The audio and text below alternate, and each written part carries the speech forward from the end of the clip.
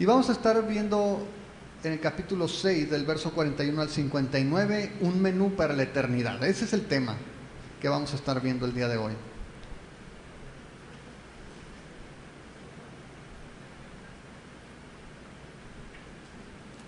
Y Señor, te damos gracias también, porque mientras abrimos tu palabra estamos ciertos de que tú hablas a nuestra vida. Que eres tú, Señor, tu Espíritu Santo, hablando a nuestro corazón. Señor, es tu Espíritu Santo transformándonos. Te pedimos que en esta hora abras nuestros ojos, nuestros oídos, nos des la sabiduría necesaria, la inteligencia, Señor, espiritual, para poder captar tu verdad, Señor, para poder vivir conforme a lo que está en tu palabra. Creemos, Señor, que tu palabra es verdad, creemos que tú nos hablas a través de ella y creemos que tiene poder, Señor, también para transformar nuestra vida. Te damos gracias de antemano, Señor, por lo que tú estás haciendo en nosotros a través de ella. En el nombre de Jesús. Amén. Quiero compartir con ustedes esta mañana que uno de los beneficios de trabajar en el área de ventas es que te permite viajar. No sé cuántos de ustedes trabajan en el área de ventas, pero en algún momento yo estuve trabajando en la empresa, en el departamento de ventas, y una de las cosas que me bendijo mucho el Señor a través de eso es que me permitió viajar a algunos lugares. Y más allá de los viajes son las comidas. Las comidas que puedes, a las que tienes acceso cuando viajas de negocio. Uno de los viajes que hicimos a California fue con un proveedor y como el proveedor estaba tratando de quedar bien, estábamos apenas negociando y todo, nos llevaron a un restaurante que se llamaba el Morton's Steakhouse. Jeff lo conoce, Lilian, está en California. Otro de los viajes que hicimos fue a Orlando a una conferencia de otro proveedor. Y ahí nos llevaron a un restaurante de un chef que es famoso, Emery Lagasse, y se llama el Emery's Chop Chop, y nos sirvieron un menú como de 5 tiempos, es decir, como 5 platillos. Ahora, esos platillos son platillos chiquitos, ¿no? Traían calamar empanizado, ¿no? Calamar y fritti, ¿no? Que era la entrada. Nos sirvieron arroz salvaje, ¿no? Ese lo comías así, pero de lejos, ¿no? Porque el arroz salvaje, y eran porciones pequeñitas, ¿no? Al final el plato fuerte no era tan fuerte, ¿no? Era un filetito así, pero te van sirviendo varios platillos. Pero cuando fuimos a California, ahí nos dijeron, ¿quieren que pidamos algo de entrada? Y como ellos iban a pagar, le digo, bueno, como ustedes quieran, ¿no? Lo que quieran pedir. Entonces pidieron una tártara de atún.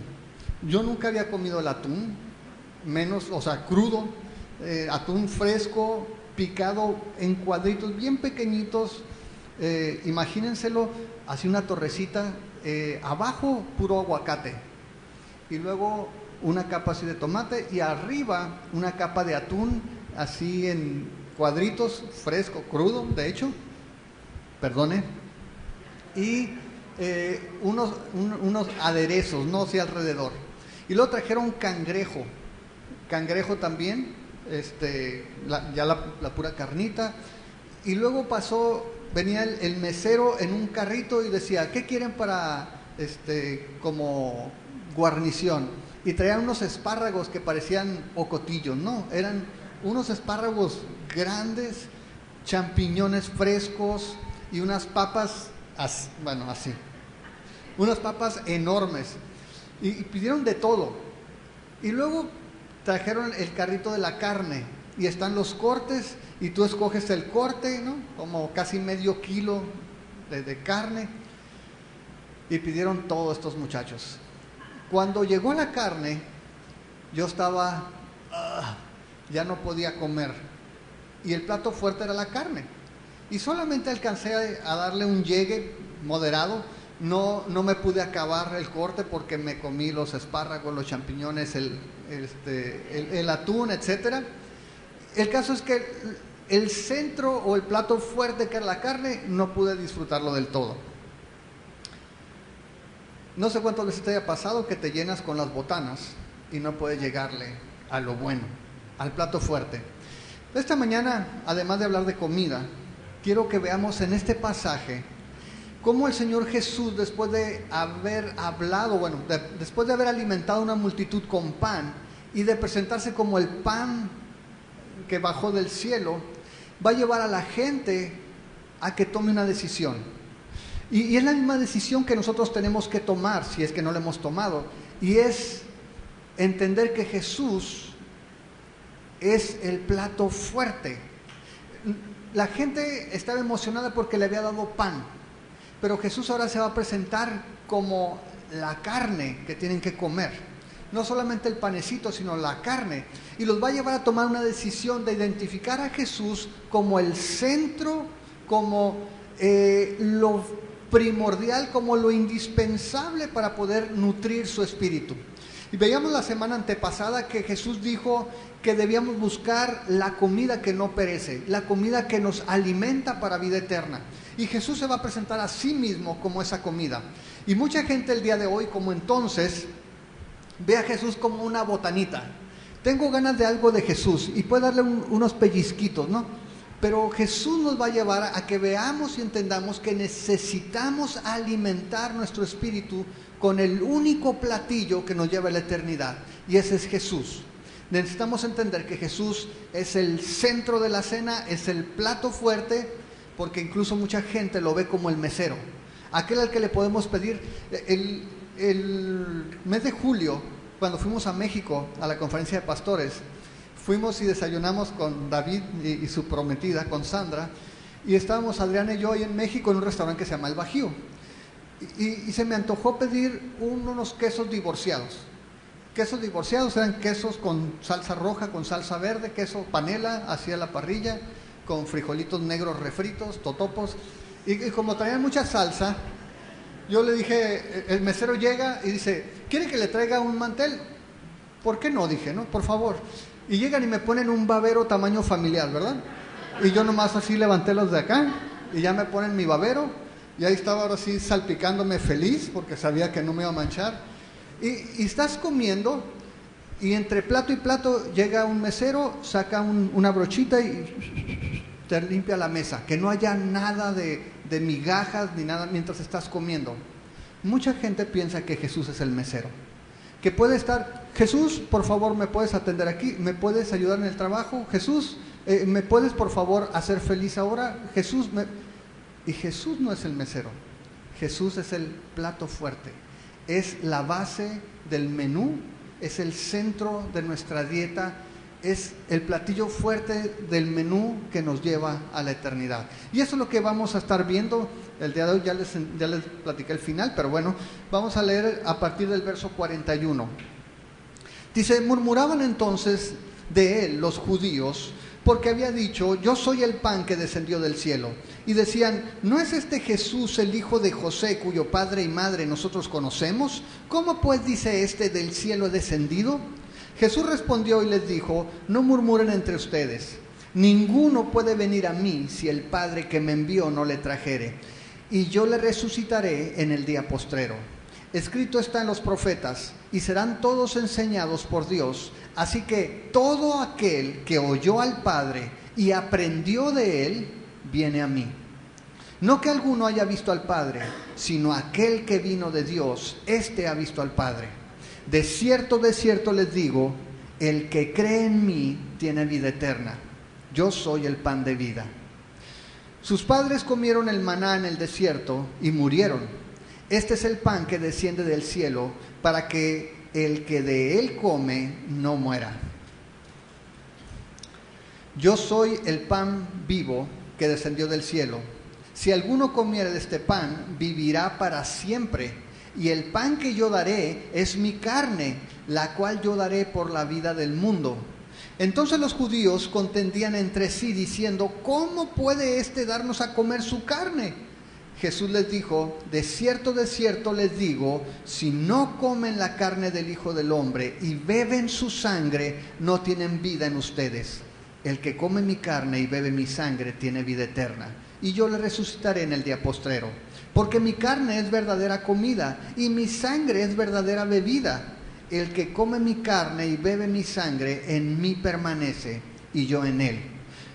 Como me envió el Padre viviente, y yo vivo por el Padre, Asimismo, el que me come, él también vivirá por mí.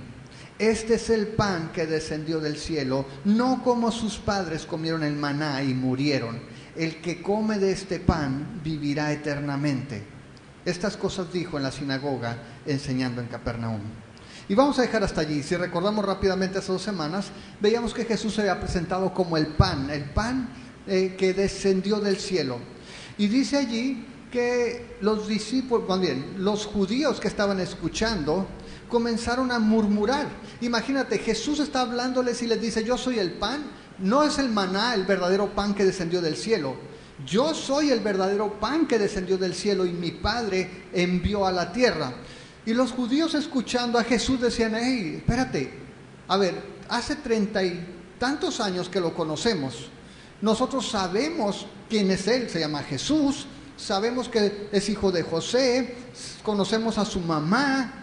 ¿Cómo pues dice que bajó del cielo? Y piensa esto, que de repente tu vecino que tiene 30 y tantos años viviendo enseguida de tu casa diga: yo bajé del cielo. De 30 y tantos años después de que lo conoces te diga que bajó del cielo. Los judíos decían: hey, este tipo está mal. Sabemos quién es, lo conocemos a su familia, sabemos dónde nació, sabemos dónde trabaja, es hijo del carpintero, lo conocemos. No fue nada extraordinario en su niñez, de tal manera que los judíos están asombrados, primero porque saben quién es Jesús o creen saber quién es Jesús, y segundo porque Jesús está haciendo una referencia directa a su origen. Dice: yo vengo del cielo. Y ellos sabían lo que Jesús estaba queriendo decir. Ellos sabían que Jesús se estaba atribuyendo un origen divino. Y los judíos comienzan a discutir porque para ellos Jesús no es más que un hombre, es un vecino, alguien que saben que nació en Belén, que vivió en Nazaret, que es hijo de un carpintero. Yo jugaba las canicas con su hermano más grande, yo conocí también a fulano, y era algo familiar para ellos. Lo están menospreciando. Y sucede lo mismo el día de hoy. Cuando tú hablas de Jesús, tú puedes hablar de Jesús como un gran hombre, tú puedes hablar de Jesús como un ejemplo de alguien moral, de alguien con valores, de alguien que predicó la paz, pero el problema es que no todos o no fácilmente aceptan que Jesús sea el Hijo de Dios. Jesús como hombre es bien aceptado, aún por los incrédulos. Pueden hablar de Él como el prototipo de un hombre ideal, de un hombre que tenía valores, pero el problema es cuando empezamos a hablar y decir: oye, pero Jesús es el Hijo de Dios. Y allí entonces comenzamos a tener problema. El asunto es que es muy importante para todos nosotros quién es Jesús. Y yo no sé cuál sea tu opinión. De hecho, esa pregunta tendrías que hacértela tú el día de hoy. ¿Quién es para ti Jesucristo? ¿Quién es Jesús para ti? Si tú te acuerdas, cuando estaban en el desierto el pueblo de Israel, que estaban clamando por alimento, el Señor les dice: les voy a enviar el maná. ¿Qué pasó con ellos?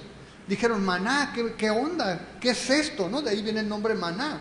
Y comenzaron a comer y al rato decían: ay, el maná,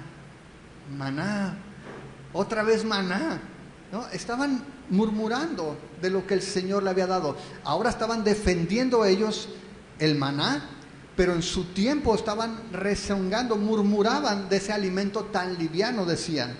De tal manera que esta gente está menospreciando la provisión de Dios, está haciendo menos a Jesús. Ahora, ellos dicen que comienzan a murmurar en el versículo 41. Y dice que murmuraban porque había dicho: yo soy el pan que descendió del cielo. Y decían: ¿no es este Jesús el hijo de José, cuyo padre y madre nosotros conocemos? ¿Cómo pues dice del cielo he descendido? Y Jesús les dice: ¿sabes qué? No sirve de nada que estés murmurando. No te va a ayudar para descifrar esto. En el verso 43 Jesús les responde y les dijo: no murmuren entre ustedes. Ninguno puede venir a mí si el Padre que me envió no le trajere, y yo le resucitaré en el día postrero. Ahora, esta afirmación es muy importante. Jesús lo primero que les dice es: de nada te sirve que estés murmurando. Murmurando no vas a poder entender esto. Lo que necesitas saber primero es que estas cosas que estoy hablando, es que esta obra de salvación, este regalo que viene de Dios, se origina precisamente en Dios. La salvación tiene un origen divino. No tiene que ver con nuestras capacidades como personas, no tiene que ver con nuestra capacidad, nuestra inteligencia, nuestra preparación. Lo que Jesús les dice, si te fijas, dice primero en el verso 44, ninguno. ¿Sabes lo que significa en el griego original la palabra ninguno? Ninguno.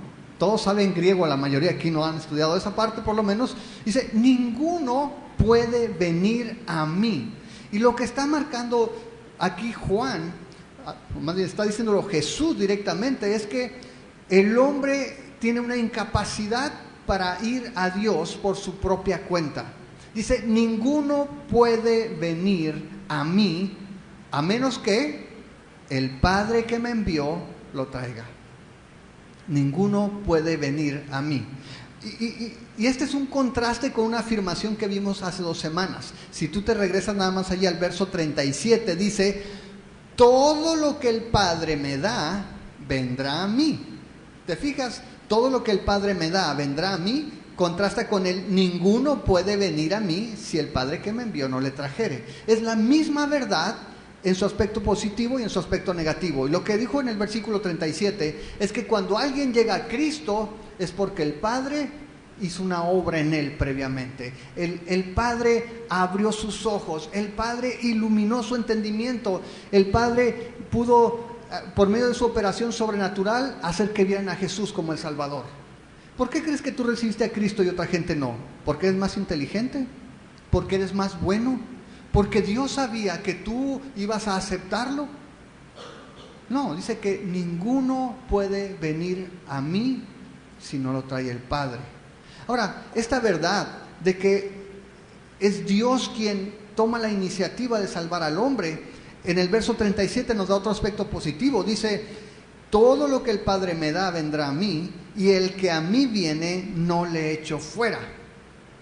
Y lo que vemos es que una vez que el Padre te acerca a Jesús, el Hijo te abraza. El Jesús no te va a rechazar. Si tú llegas a Jesús, Jesús no te va a rechazar sin importar tu pasado, sin importar tu educación, sin importar la condición que tengas, la familia de la que vengas, lo que hayas hecho en tu vida. Aquí Jesús le está diciendo, de nada sirve que discutas, que murmures, porque nadie puede venir a mí si el Padre que me envió no le trajere. Y mira lo que dice allí, yo le resucitaré en el día postrero. Ahora, escuchaba a un pastor que decía que el día postrero no es el día que vas a pedir flan y tráeme pastel. No, está hablando del último día. El último día, el día del juicio. Y dice, yo lo voy a resucitar. Tenemos una promesa de Jesús de vida eterna, espiritualmente hablando. Sabemos que nuestro espíritu va a vivir por la eternidad, pero también Jesús dice que nuestro cuerpo va a vivir junto con nosotros por la eternidad. No así como está ahora, va a estar mejorado. Y tenemos esa promesa. Jesús dice, va a tener vida eterna y yo le voy a resucitar. ¿Sí sabías eso? Que vamos a estar la eternidad con todo completito, no solamente espíritus. No vamos a ser transparentes y vamos a flotar. Vamos a tener un cuerpo. El Señor nos va a dar un cuerpo glorificado en el último día si nosotros vamos a Jesús. Ahora, ¿cómo es que puede suceder esto? ¿Cómo es que Dios toma la iniciativa para que nosotros hombres que según Romanos 3 estamos perdidos? ¿Te acuerdas de Romanos 3? Si no, ve a Romanos 3 para que te acuerdes de la condición. Lo veíamos en los Salmos también. Romanos 3:9. ¿Qué pues? ¿Somos nosotros mejores que ellos? En ninguna manera, pues ya hemos acusado a judíos y a gentiles que todos, y te acuerdas lo que significa todos en griego, todos están bajo pecado. Como está escrito, no hay justo ni aun uno, no hay quien entienda, no hay quien busque a Dios, todos se desviaron, a una se hicieron inútiles, no hay quien haga lo bueno, no hay ni siquiera uno. Esa es la condición. Todos pecamos, todos nos hicimos inútiles, todos nos desviamos, y Dios de repente llega a nuestra vida, el Espíritu Santo nos convence de pecado, nos lleva a Jesús, y cuando llegamos a Jesús, Jesús nos abraza y dice: el que a mí viene, yo no le echo fuera. El que está conmigo está seguro. Y esa es la bendición, esa es la contraparte de saber que es Dios el que nos lleva, que Dios es el que interviene en la vida del hombre para que seamos salvos, porque sabemos que estamos seguros en su mano. La salvación no depende de nosotros. Si el Señor te recibe, pero dice: pero si te portas mal te voy a echar fuera. Pero si pecas, entonces te dejo solo. No lo he hecho fuera. Tú llegaste a Jesús porque has puesto tu confianza en Él. Las caídas, el pecado, los tropiezos, mientras tu fe esté puesta en Jesús, no te mueven de ese lugar. Estamos seguros en Jesús. Dice Jesús que estamos en su mano y nadie los puede arrebatar. Las ovejas que el Señor le dio, que el Padre le da, dice que nadie las puede arrebatar de su mano. Ahora, dice en el verso 45, escrito está en los profetas y serán todos enseñados por Dios. Así que todo aquel que oyó al Padre y aprendió de Él, viene a mí. Y entonces vemos que esta operación de ir al Padre o de ir a Jesús se origina cuando oímos la voz del Padre, cuando escuchamos su palabra, cuando somos enseñados por Él. Es oír y ser enseñados por Él. Ahora, este pasaje en realidad es un pasaje de Isaías en 54:13. Si tú vas para allá o lo anotas, te vas a dar cuenta que está hablando del pueblo de Israel después de ser restaurado de la cautividad en Babilonia. Está hablando de lo que el Señor va a hacer. Es una promesa de que Dios va a hablar al pueblo directamente. Y aquí lo que hace Jesús es que aplica esa promesa a los creyentes. Y dice que todo aquel que se acerca a Jesús es porque ha escuchado al Padre y ha sido enseñado por Él. No es porque es muy inteligente y llegó a la conclusión de que Jesús es el Mesías y entonces decidió creer y listo, se salvó. No, dice que es la voz del Padre hablando y enseñando. Y la pregunta es: ¿cómo escuchamos? ¿Cómo escuchas tú la palabra de Dios? Tú puedes sentarte y escuchar con incredulidad. Y si tú estás sentado con incredulidad, lo que escuches no te va a servir de mucho. Tú puedes estar escuchando la palabra de Dios con indiferencia y lo que escuches no va a tener ningún significado para ti. ¿Cómo estás escuchando la palabra de Dios? Aquí Jesús dice que somos enseñados por Dios. Así que todo aquel que oyó al Padre y aprendió de Él, viene a mí. Todo el que oye al Padre, todo el que aprende de Él, va a Jesús. De tal manera que vamos a Jesús, no porque Dios nos lleve arrastrando, sino porque a través de su palabra podemos ver, cuando su Espíritu Santo trabaja en nosotros, podemos ver que Jesús es Dios, podemos ver que Jesús es el Salvador del mundo, porque entonces Jesús se vuelve atractivo. Aun cuando en Isaías 52, 53, 54 habla de que el siervo fue desfigurado, de que no había atractivo en él, para nosotros cuando el Espíritu Santo toca nuestra vida, Jesús se vuelve hermoso. ¿No es lo que estamos cantando? ¿No es lo que cantamos, que queremos más de Él? Que ahora que estábamos en el evento de varones, estábamos cantando: hermoso eres tú, amado mío. Y esa frase, amado mío, está en Cantares. Dice: mi amado es mío y yo soy de Él, dice la amada. Y solamente cuando podemos ver a Jesús de esa manera es que podemos ir y abrazarlo. Y Él nos abraza, Él nos toma y dice: yo no le echo fuera. Es la operación de Dios. Y quiero que veas que como siempre, como hemos insistido, la Trinidad está siempre trabajando en armonía. Es el Padre que nos habla, nos llama, el Espíritu Santo que convence nuestro corazón, que nos guía a Jesús. Es Jesús quien muere por nuestros pecados y en el que tenemos la salvación, y el Espíritu Santo que queda para que nosotros vivamos una vida que agrade a Jesús, y agradando a Jesús agradamos al Padre. Siempre están en armonía, pero es Dios el que toma la iniciativa.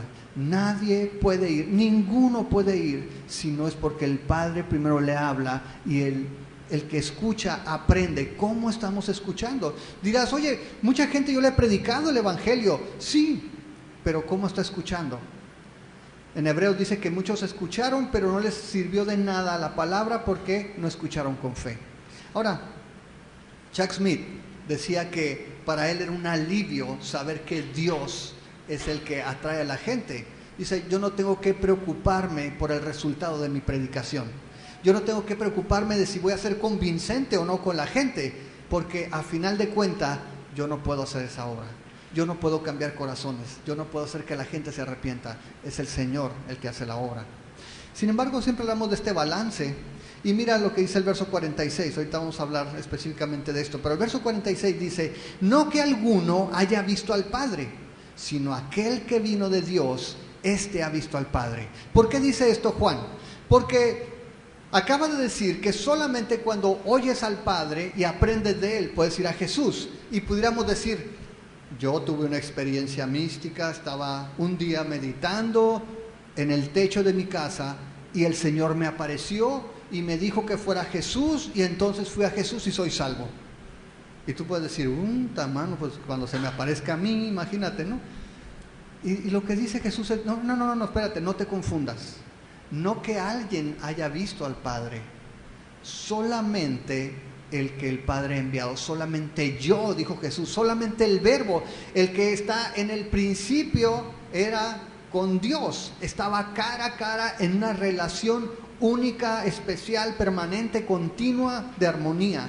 Solamente Jesús ha visto al Padre. Si alguien te ha dicho que ha visto a Dios, puras papas. Nadie ha visto a Dios. Jesús lo ha dicho. Jesús, si tú te acuerdas, ha enfatizado este asunto continuamente. Dice que solamente Él ha visto al Padre.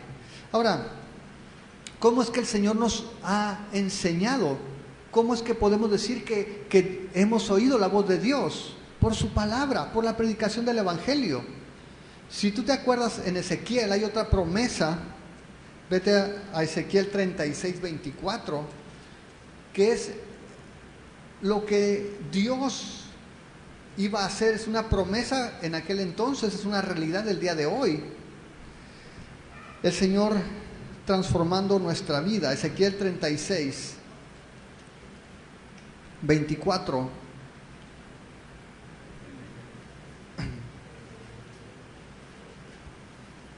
Dice, esparciré sobre ustedes agua limpia. Bueno, desde el 24 dice, y yo los tomaré de las naciones y los recogeré de todas las tierras y los traeré a su país. Esparciré sobre ustedes agua limpia y serán limpiados de todas sus inmundicias y de todos sus ídolos los limpiaré. Les daré corazón nuevo y pondré espíritu nuevo dentro de ustedes y quitaré de su carne el corazón de piedra y les daré un corazón de carne y pondré dentro de ustedes mi espíritu y haré que anden en mis estatutos y guarden mis preceptos y los pongan por obra. ¿Te fijas?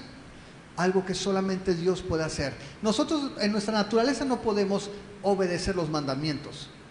Podemos pretender que los obedecemos, la realidad es que no podemos. Pero dice el Señor, yo voy a hacer una obra en ustedes. Voy a quitar ese corazón de piedra, voy a poner un corazón de carne, voy a poner mis leyes y ustedes van entonces a caminar, van a andar en mis estatutos, van a guardar mis preceptos y los van a poner por obra. ¿Por qué? Porque ahora sí somos más inteligentes, no, porque su Espíritu Santo está en nosotros. Es una obra divina, otra vez.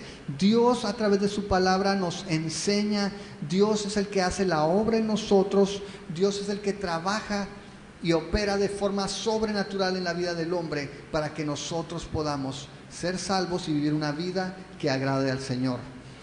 También en Jeremías 31 hay otra palabra relacionada. En el verso 31 dice, he aquí, vienen días, dice Jehová, en los cuales haré nuevo pacto con la casa de Israel y con la casa de Judá. No como el pacto que hice con sus padres del día que tomé su mano para sacarlos de la tierra de Egipto, porque ellos invalidaron mi pacto, aunque yo fui un marido para ellos, dice Jehová. Está hablando de ese nuevo pacto. Dice el verso 33, pero este es el pacto que haré con la casa de Israel después de aquellos días, dice Jehová. Daré mi ley en su mente y la escribiré en su corazón, y yo seré a ellos por Dios, y ellos me serán por pueblo. Y no enseñará más ninguno a su prójimo ni ninguno a su hermano, diciendo, conoce a Jehová, porque todos me conocerán, desde el más pequeño de ellos hasta el más grande, dice Jehová, porque perdonaré la maldad de su pecado, la maldad de ellos, y no me acordaré más de su pecado. Dios habla al hombre, Dios habla a nuestro corazón, Dios hace la obra en nosotros para que vayamos a Jesús. Él es el que a través de su palabra nos enseña. No necesitamos ningún ritual de iniciación o algún conocimiento oculto o alguna experiencia mística. No, es Dios por medio de su palabra hablando nuestra vida. Ahora, entonces es Dios solamente el que hace la obra y nosotros nos sentamos cachetonamente a que el Señor nos salve. Mira lo que dice el verso 47. De cierto les digo, el que cree en mí tiene vida eterna. Y ese es el balance del que hablamos. La soberanía divina, Dios tocando los corazones, y la responsabilidad humana, nosotros respondiendo a la invitación de Dios. Yo te aseguro que hay mucha gente que no está aquí ni en ningún lugar donde se predica la palabra de Dios, que han escuchado las buenas nuevas. Gente a la que se le ha explicado y se le ha dicho, Jesús murió por tus pecados, y que dicen, ¿sabes qué? Gracias. No, gracias. Ahora les platicamos el miércoles que cuando estábamos en Ensenada, platicamos con un hombre que estaba entre borracho y totalmente loco. No sabemos exactamente en qué parte de ese rango, pero estábamos hablando con él, y estaba César, y estaba Carlos, y estaba Tomás, que están en el Instituto Bíblico ahí en Ensenada, y estábamos platicando con este hombre, y al momento que se le dijo, ¿sabes qué? Tú sabes que vas a morir, porque tus pecados te condenan a muerte, y ese es tu destino. Y él se levantó y dijo, creo que ya me voy. Y se fue. Dijo, tan loco como estaba, pero en ese momento sintió el golpe. Había estado platicando con nosotros y, ay, ustedes son hermanos, con razón, se ve la sinceridad. Y ahí estaba con nosotros platicándonos de sus novias y de las muchachas que se quería llevar de Sonora para allá, y porque todo Ensenada son pura gente no grata, por decirlo decentemente. Pero el tipo estaba plática y plática hasta que se le dijo, ¿sabes qué, Jesús? Estás condenado a muerte. Y entonces dijo, ¿sabes qué? Me tengo que ir. Se fue abrazando su caguama. Y mucha gente que tú conoces ha escuchado las palabras del Evangelio, pero aquí nos dice algo Jesús: tienes que creer. De cierto te digo, el que cree en mí tiene vida eterna. El Señor nos extiende una invitación por la predicación del Evangelio. El Señor puede hacer que nuestros ojos sean alumbrados para que veamos a Jesús. Si tú me acompañas a 1 Corintios 2:9, Pablo habla de estas cosas y él dice cómo el Señor opera para que nosotros podamos ver a Jesús. 1 Corintios capítulo 2, verso 9 dice, antes bien, como está escrito, cosa que ojo no vio, ni oído oyó, ni han subido en corazón de hombre, son las que Dios ha preparado para los que le aman. Pero mira el verso 10, pero Dios nos las reveló a nosotros por el Espíritu, porque el Espíritu todo lo escudriña, aún lo profundo de Dios. Porque ¿quién de los hombres sabe las cosas del hombre, sino el Espíritu del hombre que está en él? Así tampoco nadie conoció las cosas de Dios, sino el Espíritu de Dios. Y nosotros no hemos recibido el Espíritu del mundo, sino el Espíritu que proviene de Dios, para que sepamos lo que Dios nos ha concedido. Ok, acompáñame tantito adelante a 2 Corintios, ahora el capítulo 4. Y es Pablo nuevamente escribiendo de esta verdad. Pero ahora dice, 2 Corintios 4, en el verso 3, dice, pero si nuestro evangelio está aún encubierto, entre los que se pierden está encubierto, en los cuales el Dios de este siglo cegó el entendimiento de los incrédulos, para que no les resplandezca la luz del evangelio de la gloria de Cristo, el cual es la imagen de Dios. porque no nos predicamos a nosotros mismos, sino a Jesucristo como Señor y a nosotros como sus siervos por amor de Jesús. Porque Dios, que mandó que de las tinieblas resplandeciese la luz, es el que resplandeció en nuestros corazones para iluminación del conocimiento de la gloria de Dios en la faz de Jesucristo. ¿Te fijas? Es Dios el que resplandeció en nuestro corazón para que viéramos la gloria de Cristo, para que en Cristo viéramos a Dios. Pero dice que muchos hombres en incredulidad han sido cegados por el diablo. Es Dios el que hace la obra en nosotros. Y esto, amados, es para que nosotros podamos tener la humildad necesaria y que entendamos que no somos nosotros mejores que los que no lo han recibido, que no somos mejores que nadie, porque a veces tenemos esa idea de que los cristianos ahora somos mejores que los pecadores, que los incrédulos. No, eres igual de pecador, estás igual de arruinado en tu naturaleza, pero Dios en su misericordia, por medio del Evangelio, hizo que la luz resplandeciera en ti para que recibieras la gloria de Cristo. No hay nada bueno en nosotros mismos. Es Jesús el que hace la obra. Y es Jesús el que dice, ¿tú lo crees? Te aseguro que tienes vida eterna. Y Jesús nuevamente vuelve a usar esta frase, de cierto te digo, que Él la ha estado usando continuamente y la va a seguir usando más adelante. Pero el punto es este: primero, ¿entiendes que es Dios el que intervino en el tiempo, en la humanidad, para rescatar al hombre? Fue una iniciativa divina. La salvación tiene su origen en Dios, no en nosotros.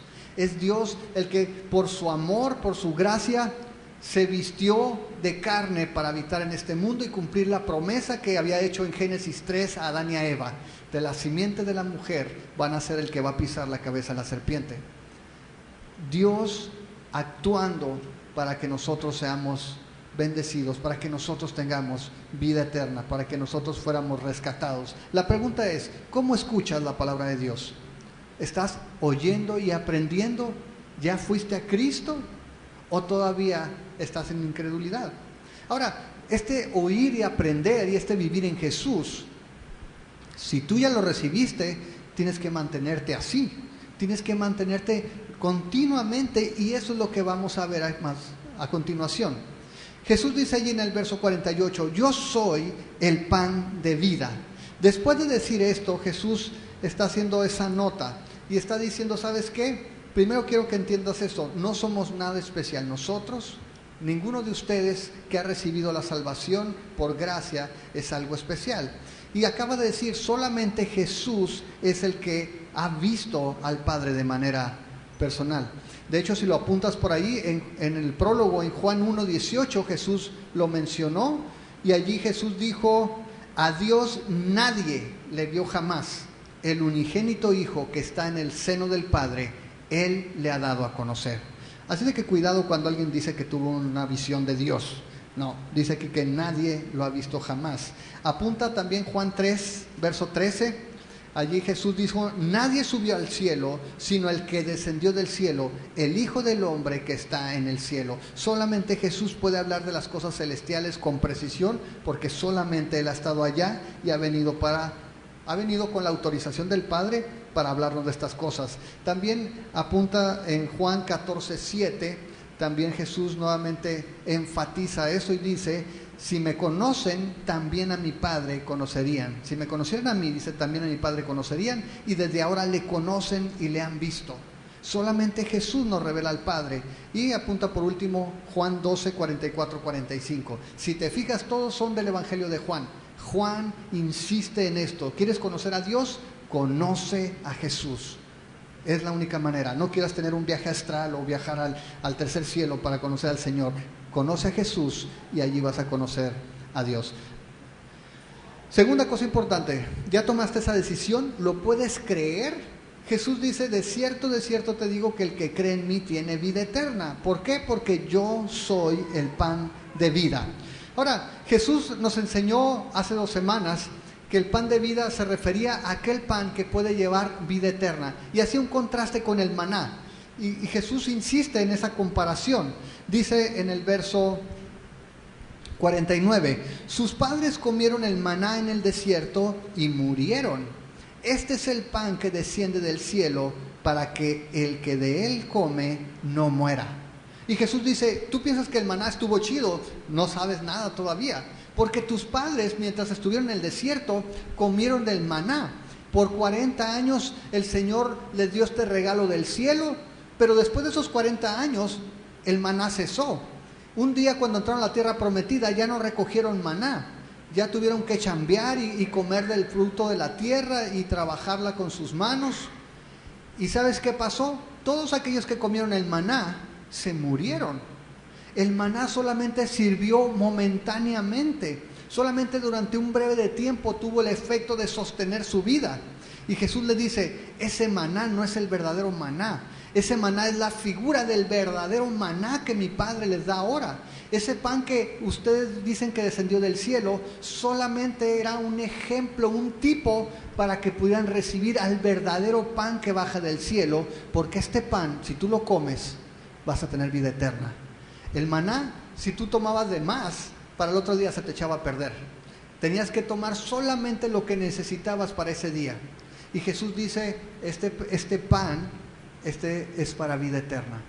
La diferencia es el efecto. Ahora, cuando hablamos de vida eterna, no estamos hablando de la cantidad de tiempo. No es una cantidad de vida. Voy a vivir para siempre. Imagínate vivir en pecado para siempre, es horrible. Es lo que sucedió en el huerto. Dijo, sacamos al hombre del huerto, porque si come del pan de vida, del árbol de la vida, va a permanecer en esta condición por la eternidad. Y qué miserable vivir sujeto al pecado. Qué miserable, aun cuando nosotros seamos creyentes, no somos libres de la presencia del pecado. ¿Estamos de acuerdo? Somos libres del poder del pecado. El pecado no se enseñoreará sobre nosotros, dice Romanos en capítulo 6. Pero el pecado sigue acechándonos, dice Hebreos 12, que el pecado nos acecha. Y dime si no, ¿cuándo fue la última vez que pecaste aquí entre nos? ¿Cuándo fue la última vez que cometiste pecado a pesar de que eres cristiano? Y hay gente que dice, no, los cristianos no deben de pecar en tu tierra, porque la Biblia dice que sí, dice Juan, que si alguno dice que no ha cometido pecado, es un mentiroso y la verdad no está en él. Nosotros como creyentes somos libres del poder del pecado, pero seguimos sufriendo la presencia del pecado. Cuando estemos en el cielo vamos a ser libres del poder del pecado, de la paga del pecado y de la presencia del pecado. Allí sí, libres por fin, no va a haber lágrimas, no va a haber llanto, no va a haber enfermedad, no va a haber arrugas en el cutis, pero mientras estamos en la tierra los efectos se siguen manifestando. Todos estamos sujetos a vanidad, toda la creación se degrada. Pablo dice que el hombre exterior se desgasta, pero el interior se va renovando. Así que hay un contraste muy grande entre el maná que comieron sus antepasados, dice Jesús, y este pan que desciende del cielo, que es el que da vida, dice, para que el que come no muera. Ahora, sí sabes, ¿no?, que la muerte entró por causa del pecado. En Romanos 5 dice que por causa del pecado entró la muerte, y la muerte pasó a todos los hombres, por causa de un hombre, por Adán. Y sabemos que la muerte es consecuencia del pecado, y el sufrimiento y la degradación y el calentamiento global, todo tiene su origen en el pecado. Por si alguna vez te has preguntado, como mucha gente, ¿cómo, si Dios es bueno, permite el sufrimiento? Bueno, el sufrimiento es una consecuencia del pecado. En el principio no fue así. En el principio Dios todo lo creó bueno. Pero por eso Jesús dice, si tú comes este pan, entonces no vas a morir. Dice el verso 51, yo soy el pan vivo que descendió del cielo. Si alguno come de este pan, vivirá para siempre, y el pan que yo le daré es mi carne, la cual yo daré por la vida del mundo. Ahora, no sé si tú lo ves allí, pero dice en el versículo 51, yo soy el pan vivo. Y la idea es el pan que da vida, el pan que tiene vida en sí mismo. Jesús lo va a mencionar más adelante, pero este es un pan que tiene esta capacidad. Por eso hablábamos hace 2 semanas que era el más complejo de los carbohidratos que existe, ¿no? Jesús, no hay otro pan que tenga estas propiedades. Jesús tiene esta propiedad de dar vida eterna y tiene vida en sí mismo. Ahora, dice allí que este pan que está ofreciendo es su carne. Y la palabra es sarx, es carne, está hablando de carne literalmente. Y dice que la va a dar su vida por el mundo. O sea, va a ser un intercambio, va a dar su vida por la vida del mundo. Ahora, vamos a leer los versos siguientes para poder tener el contexto completo. Dice el verso 52. Entonces los judíos contendían entre sí diciendo, ¿cómo puede darnos a comer su carne? Jesús les dijo, de cierto les digo, si no comen la carne del Hijo del Hombre y beben su sangre, no tienen vida en ustedes.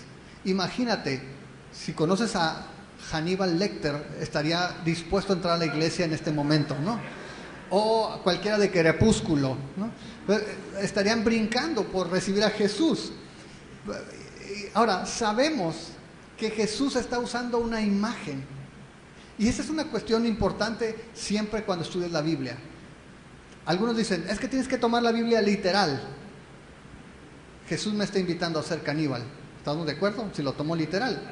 Pero tenemos que entender el contexto. Jesús en el pasado ha usado imágenes. Y por ejemplo le dijo a Nicodemo, en capítulo 3, que necesitaba nacer de nuevo, nacer de lo alto. También le dijo en el capítulo 4 a la mujer samaritana que necesitaba, o que si ella supiera quién era él, le pediría agua viva. Y también Jesús a los judíos les dijo, destruyan este templo y en 3 días lo levanto. Y estaba hablando de su cuerpo.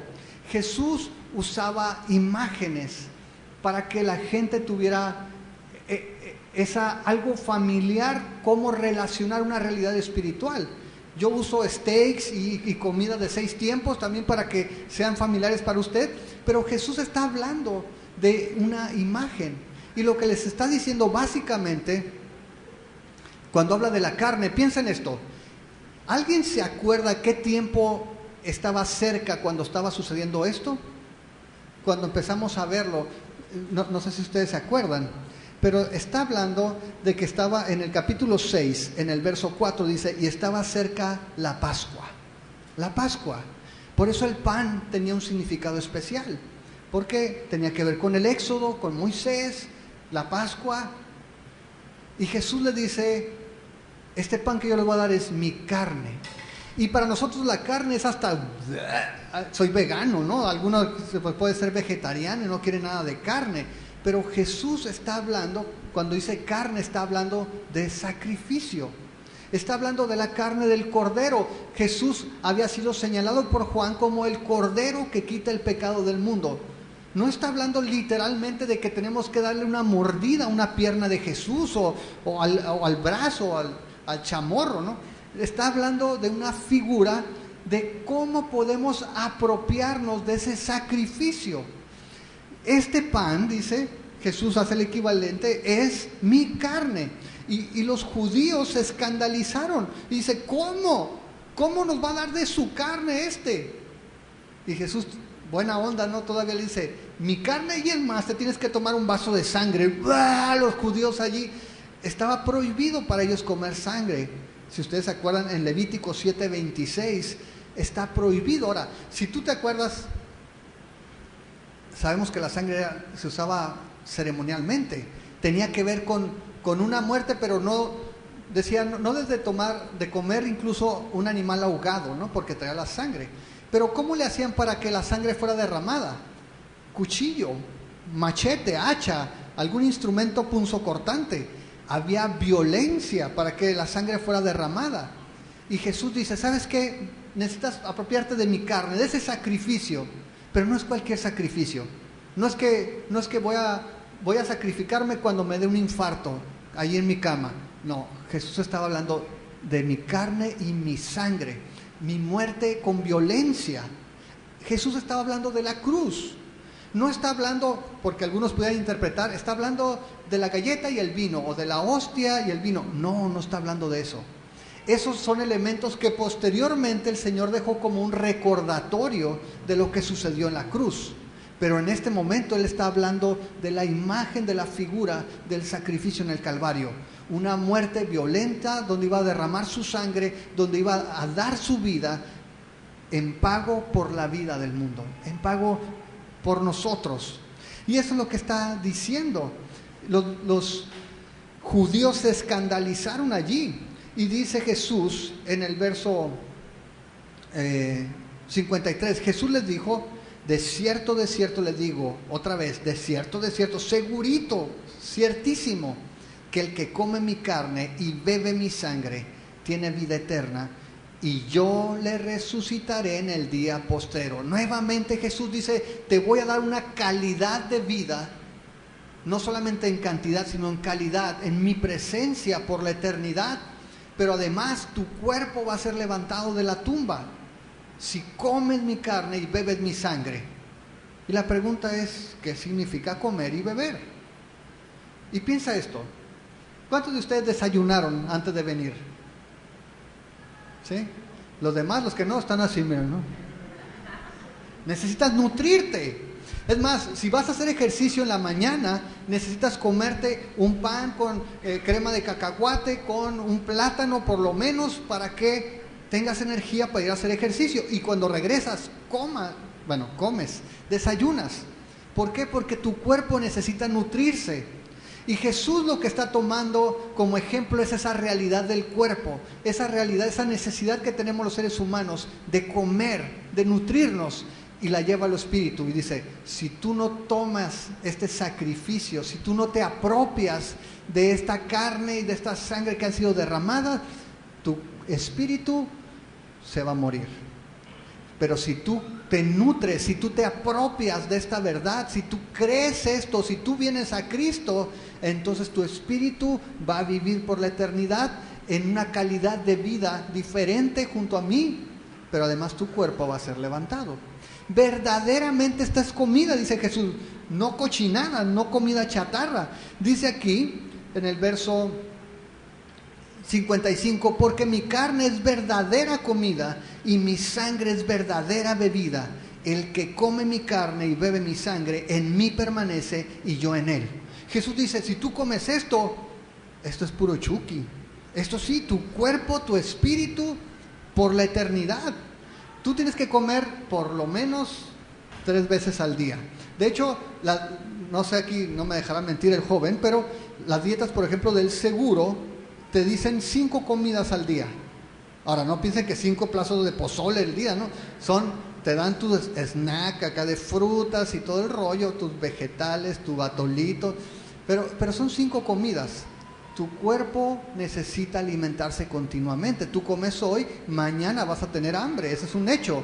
Y tú puedes estar comiendo, y Jesús decía: esta comida que tú comes todos los días es la comida que perece. Esta comida no sacia completamente.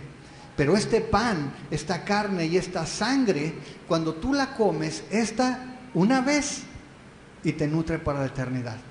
De hecho, cuando dice el que no come, es un acto único. No dice que todos los días vayas y muerdas al Señor. No, es una vez que lo comas, es para la eternidad. Y eso es lo que está diciendo Jesús. Esto es verdadero alimento para tu espíritu, para tu cuerpo, para toda la eternidad. Y mira el beneficio, dice: si tú lo comes, en el 56, el que come mi carne y bebe mi sangre, en mí permanece y yo en él. Ahora, la comida natural no es así, ¿verdad? Se queda parte con nosotros y la otra, adiós, no, esa se va. Pero en este alimento espiritual, el Señor viene y tenemos comunión con Él, de tal forma que cuando comemos ese alimento, Jesús tiene una acción en nosotros donde nos va todos los días moldeando, nos va transformando en una acción continua. Sus beneficios son por la eternidad.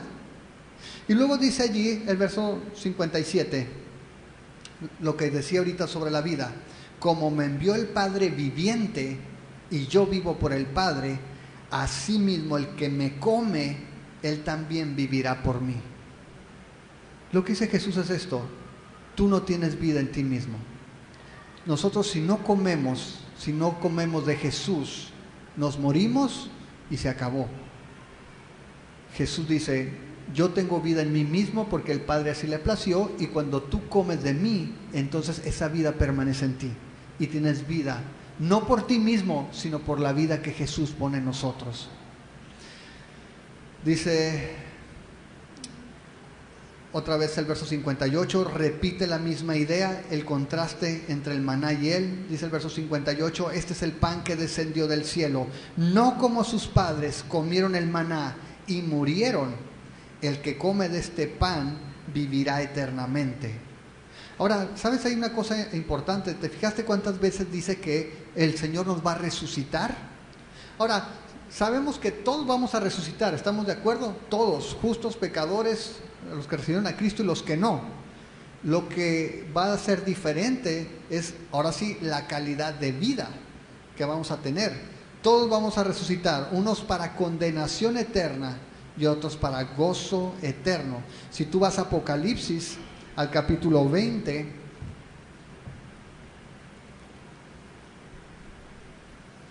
dice en el verso 4, y vi tronos y se sentaron sobre ellos los que recibieron facultad de juzgar, y vi las almas de los decapitados por causa del testimonio de Jesús y por la palabra de Dios, los que no habían adorado a la bestia ni a su imagen, y los que no recibieron la marca de sus frentes ni en sus manos, y vivieron y reinaron con Cristo 1000 años. Pero los otros muertos no volvieron a vivir hasta que se cumplieron 1000 años. Esta es la primera resurrección. Bienaventurado y santo el que tiene parte en la primera resurrección. La segunda muerte no tiene potestad sobre ellos, sino que serán sacerdotes de Dios y de Cristo, y reinarán con él 1000 años.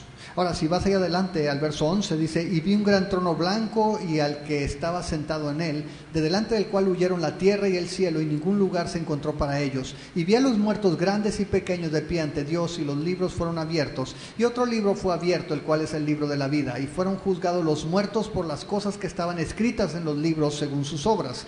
Y el mar entregó los muertos que había en él, y la muerte y el Hades entregaron los muertos que había en ellos. Y fueron juzgados cada uno según sus obras. Y la muerte y el Hades fueron lanzados al lago de fuego. Esta es la muerte segunda. Y el que no se halló inscrito en el libro de la vida fue lanzado al lago de fuego. Y esa es la muerte espiritual. Todos vamos a resucitar. Jesús hace una diferencia. La diferencia va a ser con qué te nutriste mientras estabas vivo. ¿Te nutriste del alimento que no sacia? Aquí podrás recibir algunos beneficios, pero el día que mueras no te va a servir para nada. Si te apropiaste del pan vivo, el que tiene vida en sí mismo, si fuiste a Jesús, si recibiste por la fe el sacrificio de Cristo en la cruz, entonces vas a resucitar, pero va a ser para gozo eterno junto al Señor. Una de las cosas que puse aquí como resumen es que este menú para la eternidad tiene que ver con la sangre, con el cuerpo de Jesús. Jesús es el plato fuerte y las propiedades que tienen son de darte vida eterna al primer mordisco. Una sola vez tienes que comer, una sola vez tienes que recibir a Jesús, no tienes que recibirlo todos los días. Con que tú creas, con que tú te acerques una vez es suficiente. Ahora, las propiedades que tiene además es de resurrección. Aun cuando todos vamos a resucitar, este alimento garantiza la calidad de la resurrección que tendremos. Este plato fuerte, esta carne, esta sangre, nos garantizan tener vida eterna junto al Señor. Si tú te alimentas con esta dieta, el resultado que vas a tener, primero que nada, es satisfacción total. Verso 35, si tú vas allá, Jesús le dijo, yo soy el pan de vida, el que a mí viene nunca tendrá hambre, y el que en mí cree no tendrá sed jamás. Satisfacción total. No tienes que buscarle, ¿sabes qué? Pásame la salsa para el steak, no. Con esto solo vas a tener satisfacción, no vas a tener hambre ni sed jamás. Vas a tener nutrición completa. Dice el verso 55 que su carne es verdadera comida y su sangre es verdadera bebida.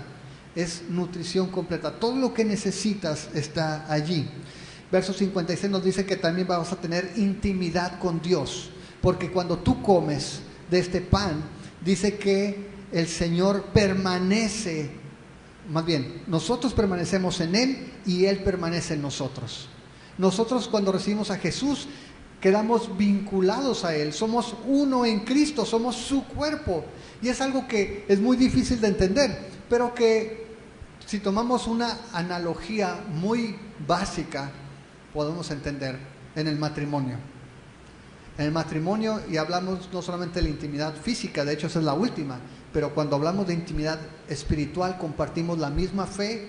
Cuando hablamos de intimidad emocional compartimos nuestros secretos. Adriana conoce mis secretos más oscuros, yo conozco los secretos de Adriana, ¿sí? ¿Por qué? Porque somos uno.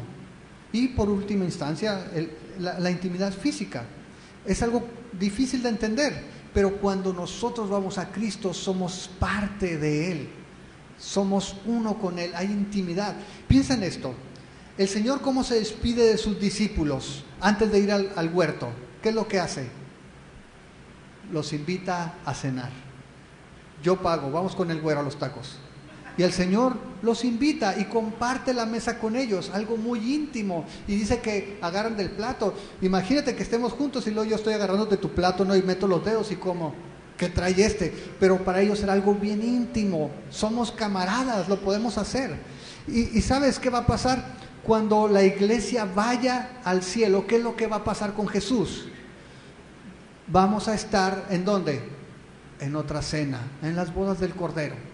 ¿Sí? Vamos a estar en otra cena. Está hablando de intimidad. Tenemos intimidad con Él. Esa intimidad nos lleva a transformación. Solamente cuando comemos este pan es que somos transformados. Solamente cuando tenemos comunión con Dios es que somos transformados a su imagen.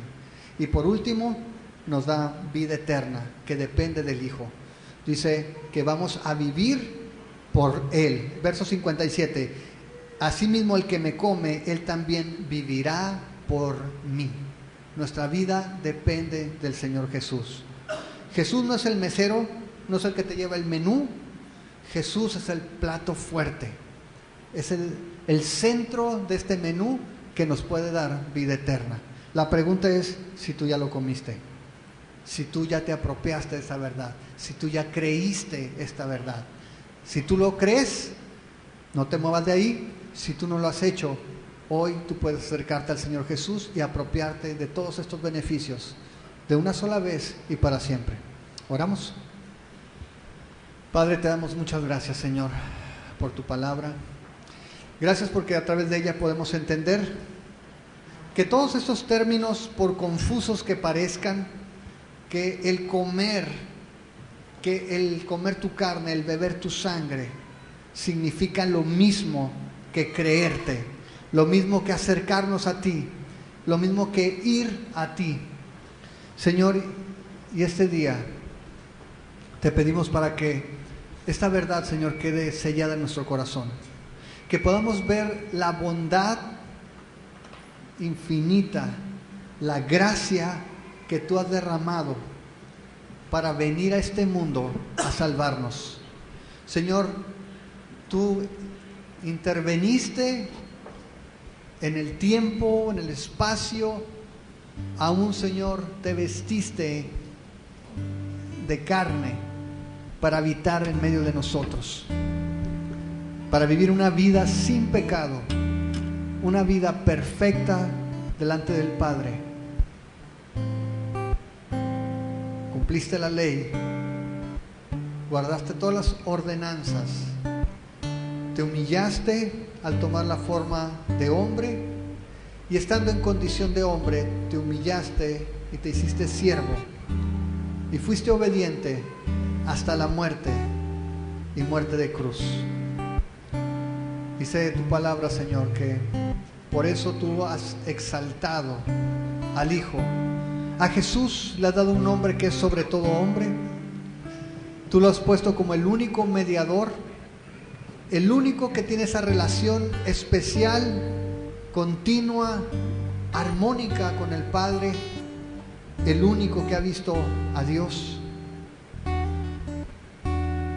para que todo hombre se acerque a Él.